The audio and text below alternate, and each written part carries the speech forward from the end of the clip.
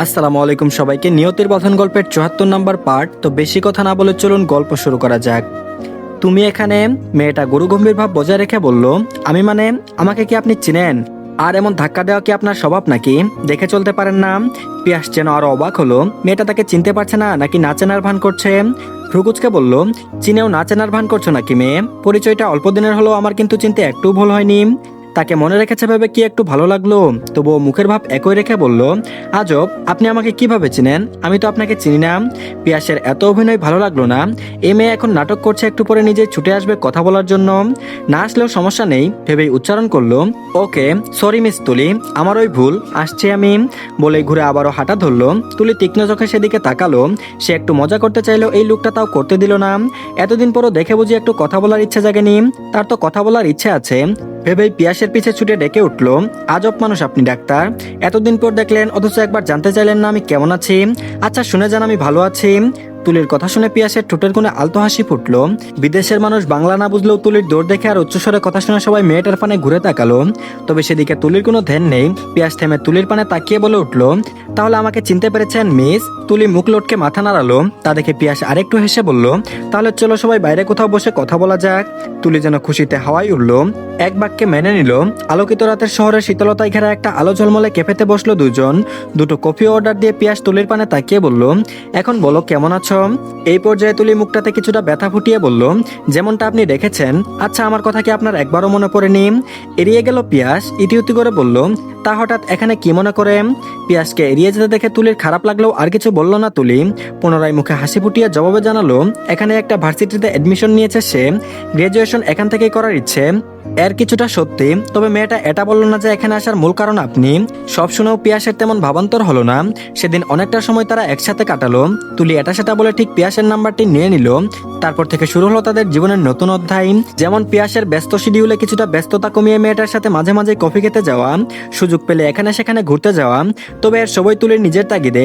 সে এমন ভাব বায়না জুড়ে দিত যে পিয়াস সম্মতি জানানোর সুযোগই পেত না। পিয়াসের বোধহয় খুব একটা খারাপ লাগতো না মেয়েটার সাথে ঘুরতে, কথা বলতে। তবে তা স্বীকার করা হয়নি কখনো। সত্যি তো এটাই যে দেশে আসার পর এই মেয়েটার চোখ দুটো তাকে মাঝে মাঝে জ্বালিয়েছে। তবে তা পিয়াস সন্তর্পণে তা এড়িয়ে গেছে। এভাবে চললো প্রায় 6টা মাস। একসাথে চলতে চলতে দুজনে যখন অনেকটা ফ্রি হয়ে গেল, একে অপরের সাথে একটু বেশি সময় কাটাতে লাগলো, তখন একদিন হঠাৎ করে তুলি অন্যরূপে পিয়াসের সামনে ধরা দিল। চঞ্চল মেয়েটা সেজে গুজে এসে মুখে লাজুক ভাব ফুটিয়ে সামনাসামনি একদিন বলে উঠলো, আমি তো এখন যথেষ্ট বড় হয়েছি, আমার অনুভূতিরও একটু পরিবর্তন হয়নি, তাহলে এখন আমাকে সর্বক্ষণিক আপনার পাশে থাকার ইজাজত দিবেন জনাব? হঠাৎ করে এসব বলল পিয়াস একটু অবাক হলো না। মেয়েটা তাকে শুরু থেকেই পছন্দ করে তা জানতো। ভেবেছিল এতদিনে দূরে থাকায় সেই আবেগ কেটে যাবে। তবে মেয়েটার এখানে আসা আর তার সাথে কথা বলাই ভালোই বুঝেছিল মেয়েটা এখনো তার প্রতি দুর্বল।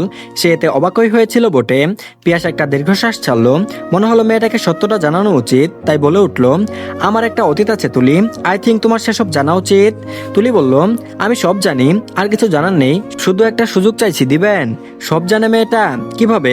এবার একটু অবাকই হলো। শুকনো একটা ঢুক গিলে বলল, দেখো তুলি, আমি এখন মানে আমার আরো সময় চাই, তবে একটা সত্যি কথা বলতে আর চাই, তোমাকে আমার ভালো লাগে, তবে ভালোবাসাটা এখনো হয়ে ওঠেনি। আর যতদিন না। পিয়াসকে শেষ করতে না করতে দিয়েই তুলি ব্যস্ত স্বরে বলে উঠলো, যত সময় লাগে নিন, ভালোবাসার দায়িত্ব আমি নিচ্ছি, শুধু দিন শেষে আমার হবেন তো?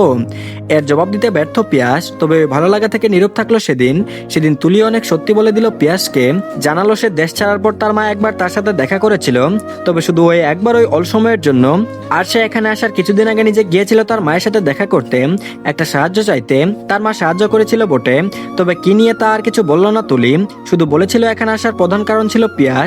এটা শুনে পিয়াসের কোথাও যেন একটা ভালো লেগেছিল, আর কোথাও একটা খারাপও লেগেছিল। সেদিন এতটুকু কথা বলেই তারা ফিরে এসেছিল। এক সপ্তাহ খানেক বাদে অনিকা বেগম আর পিয়াল সাহেব ছেলের কাছে এলেন। একদিন ছেলের পাশে বসে আনিকা বেগম শান্ত স্বরে বললেন, আমি তোমার বিয়ে দিতে চাই পিয়াস, এখন বিয়ে করতে রাজি তো তুমি?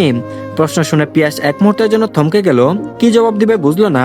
এর মাঝে আনিকা বেগম পুনরায় বলে উঠল, তোমার পছন্দ থাকলে বলো, নাহলে তুলিকে নিশ্চয় চেনো, তার সাথে তোমাকে বিয়েটা করে নিতে হবে। পিয়াস এবার বলতে চাইলো, আর একটু সময় প্রয়োজন। ছেলে কি বলবে বুঝতে পেরে আনিকা বেগম সেদিকে খেকিয়ে উঠে বললেন, আর কত সময় লাগবে তোমার পিয়াস? কেন সেই একই জায়গাতেই আটকে আছো? কেন নিজের মায়ের কথা একবারও ভাবো না? আমরা কেউ নই তোমার? আর কত বলো, এবার হয় বিয়ে করো নয়তো নিজের মাকেই ভুলে যাও। বলতে বলতে আনিকা বেগম কেঁদে দিলেন। পিয়াস মাকে শান্ত করতে ওনার কোলে মাথা দিয়ে শুয়ে পড়লেন। সত্যি এতে আনিকা বেগম শান্ত হয়ে এলেন, নিজেকে সামলে বললেন, জানো একদিন তুলি মেয়েটা আমার কাছে এসেছিল একটা সাহায্য চাইতে। সেদিন আমি তাকে প্রশ্ন করেছিলাম, ভালোবাসো আমার ছেলেকে? সেদিন মেয়েটা কি জবাব দিয়েছিল জানো? পিয়াস উৎসুক হয়ে মায়ের পানে তাকালো। আনিকা বেগম বলে উঠলো, মেয়েটা জবাবে বলে উঠলো, জানেন আন্টি, আপনার ছেলে বলেছে এটা আবেগ, সময়ের সাথে সাথে কেটে যাবে। আমারও মনে হয়েছিল অল্প বয়সের পাগলামি হয়তো এসব, তবে সময়ের সাথে সাথে বুঝতে পেরেছি এটা আবেগের চেয়ে অনেক বেশি। আমি আপনার ছেলেকে ভালোবাসি আন্টি, তাকে ছাড়া আমার চলবে না। আপনার ছেলেটাকে দিবেন আমাকে? এই অবধি বলে থামলেন আনিকা বেগম। পিয়াস স্তব্ধ হয়ে গেল। মেয়েটা এমন কেন? আর ভালোবাসায় বা এমন কেন? আমরা যাকে মন দিতে পারি না তারাই আমাদের ভালোবেসে ফেলে, কিংবা আমরা যাদের চাই তারা আমাদের ভালোবাসে না। আনিকা বেগম আরো জানালেন, সেদিন তিনি মেয়েটার জবাব শুনে কতক্ষণ মেয়েটার পানে মায়াময় দৃষ্টিতে তাকিয়েছিলেন। তিনি তো চান তার ছেলেটার জীবনে এমন কেউ আসুক যে তার ছেলের জীবনটাকে নতুন করে রাঙিয়ে দিক। তারপর তিনিই তুলিকে পিয়াসের অতীত সম্পর্কে জানিয়েছিলেন, তবে নিষেধের নামটা একবারের জন্য বলেনি। অতীত শুনেও মেয়েটার মত একই রইল। আসলে যারা ভালোবাসে তারা কখনো অতীত ঘাটতে চায় না। এতে তুলি যেন আরো উতলা হয়ে উঠেছিল পিয়াসকে এক টুকরো খুশি উপহার দিতে।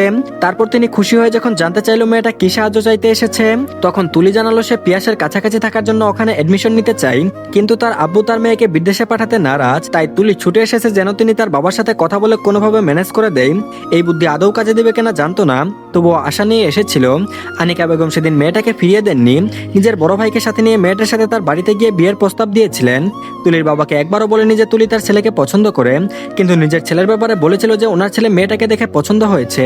আনিকা বেগম আর আরহান সাহেব কথার জালে এক প্রকার ফাঁসিয়েছিলেন তুলির বাবাকে। ভদ্রলোক এত ভালো সম্বন্ধ মেয়ের জন্য পেয়ে না করেননি, তবে এত দ্রুত বিয়ে দেওয়ার ইচ্ছাও ছিল না। আনিকা বেগম বলেছিলেন ওনার ছেলের কিছুদিন সময় লাগবে, ততদিন অপেক্ষা করুক। তুলির বাবার সম্মুখে যখন তুলির ইচ্ছে জানতে চাইল, তখন তুলি আড়ালে হেসে বলেছিল সে বিয়েতে রাজি, কিন্তু বিদেশে থেকে পড়তে চায়। তখন তিনি শর্ত রেখেছিলেন মেয়েটাকে বিদেশে যেন পড়তে পাঠায়, কারণ তিনিও চেয়েছিলেন মেয়েটা ছেলেটার কাছাকাছি থাকুক। এতে যদি ছেলেটার তুলির প্রতি একটু মায়া জন্মায়। তুলির বাবা এক প্রকার বাধ্য হয়ে রাজি হয়েছিল এতে। সব শুনে পিয়াস অবাক হতেই ভুলে গেল তাকে না জানিয়ে, তার পারমিশন না নিয়ে তার মা একান্ত কাণ্ড ঘটিয়ে ফেলেছে। আনিকা বেগম এবার অনুরোধ করে বললেন, করবি আব্বা মেয়েটাকে বিয়ে? আমি তার বাবাকে বড় মুখ করে বলে এসেছি তুই মেয়েটাকে বিয়ে করতে চাস, নিজেকে একটা সুযোগ দিবি আব্বু, দেখবি মেয়েটা তোকে ভালো রাখবে। শেষে একবার মায়ের কথা রাখবি। জবাবে পিয়াস মায়ের সামনে নীরব ছিল। তখন ফোন করে তুলিকে দেখা করতে বললেই তুলি ছুটে এলো। মেয়েটাকে দেখতেই পিয়াস বলল, তোমাকে আমি সেদিন সত্যিটা বলেছি, আমার আম্মু চাই আমি তোমাকে বিয়ে করে নিই। তুমি সব জেনে আমাকে বিয়ে করতে চাও তুলি? তাহলে আমি নিজেকে শেষ একটা সুযোগ দিতে চাই। তুলি সেদিন খুশিতে চোখ ভিজিয়ে ফেলেছিল। থরাসরে বলেছিল, যাকে পাওয়ার জন্য এত লড়াই, তাকে যখন পেয়ে যাচ্ছে তখন কিসের অসম্মতি আর কিসের অপেক্ষা? চলুন বিয়ে করে নিই এখনই। মেয়েটার জবাব শুনে পিয়াস শুধু হেসেছিল। মেয়েটার সামনে থেকে যেতে যেতে বলেছিল, তাহলে বিয়ের জন্য তৈরি হও মেয়ে, খুব শীঘ্রই আমার ঘরণী হচ্ছ। সেদিন বাড়ি ফিরেই মাকে জানিয়েছিল সে বিয়ে করতে রাজি। আনিকা বেগম খুশি হয়ে সেদিন ওই তুলির বাবার সাথে কথা বলেছিলেন।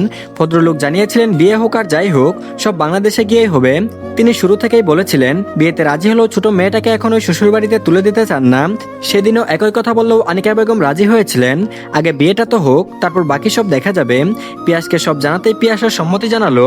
উপায় না পেয়ে বাংলাদেশে আসার জন্য প্রস্তুতি নিল। আর এদিকে প্রায় 1 বছর 8 মাস পর নিজ দেশের মাটিতে পা রাখল পিয়াস। এতদিন নিজের দেশকে, নিজের মানুষদের ভীষণ মিস করেছে পিয়াস। দেশের মাটিতে পা রেখে যেন সুখের ছোঁয়া অনুভব করলো পিয়াস। মা বাবা আর হবু স্ত্রীর সাথে এয়ারপোর্ট থেকে বেরিয়ে আসতেই দেখা মিলল নিজের অতি আপন ভাইয়ের সাথে। বছরখানিক বয়সের মেয়েকে নিয়ে তার পানে তাকিয়ে দাঁড়িয়ে আছে। পাশে আয়ান দাঁড়িয়ে বাকি দুটোকে কুলে করে। তার 2 মামাও এসেছে। পিয়াস বাচ্চাদের দেখে আগে ভাইয়ের নিকট এগিয়ে গেল, বাচ্চাটাকে কুলে তুলে নিল। মেয়েটাকে কুলে নিয়ে চমৎকার হাসি দিল পিয়াস, মুখ জুড়ে সখানেক চুমু খেলো। আয়ানের কুল থেকে ঋষভ আর ঋষান ডেপ ডেপ করে তাকিয়ে আছে। পিয়াস উচ্চস্বরে হেসে বলে উঠল, এই ভাই আমি কাকে রেখে কাকে আদর করব? এখন তো আমার চোখানেক হাত প্রয়োজন ছিল। রায়ান শুধু গম্ভীর মুখে ছোট ভাইয়ের পানে তাকিয়েছিল। পিয়াস রায়শাকে বড় মামার কাছে দিয়ে বাকি দুটোকে একসাথে কুলে নিয়ে আদর দিল। সবশেষে ভাইকে 2 হাতে জড়িয়ে ধরলো। রায়ান এবার নিজেও আলতো হেসে ভাইকে জড়িয়ে ধরে উচ্চারণ করলো, ফাইনালি দেশে পা পড়লো তোর তাহলে? পিয়াস বলল, মাত্র 10 দিনের জন্য। জবাব দিয়ে হেসে উঠল পিয়াস। কাছ থেকে সেই হাসি দেখলো তুলি। ও দেশে থাকতে ছেলেটাকে হাসতে দেখলেও একবারও এমন মন খুলে হাসতে দেখেনি। এর মাঝে তুলির বাবা আসতেই সবাই একে অপরের সাথে কথা বলে তুলিকে নিয়ে চলে গেলেন সেই ভদ্রলোক।